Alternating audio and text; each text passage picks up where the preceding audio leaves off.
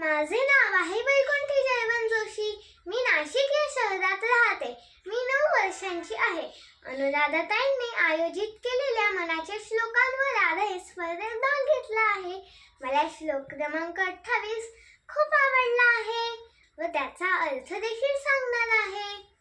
दीनानाथ हा राम कोदंडधारी, पुढे देखता काळ पोटी थरारी. जना वाक्य नेमस्त हे सत्यवानी, नुपेक्षी कदा रामदासाभिमानी. प्रभू श्रीराम हे सर्व दीन दुबळ्यांचे, दुःखी आणि अनाथांचे नाथ आहेत. त्यांच्या हातात कोदंड धनुष्य असल्यामुळे ते सदैव धर्माचे रक्षण आणि अधर्माचा नाश करण्यास सज्ज असतात. त्यांच्या सामर्थ्यासमोर साक्षात काळही भयभीत होतो. म्हणूनच सर्वांनी हे सत्य मनापासून स्वीकारावे की जे प्रभू श्रीरामाचे भक्त असतात त्यांच्याकडे श्रीराम कधीही दुर्लक्ष करत नाही.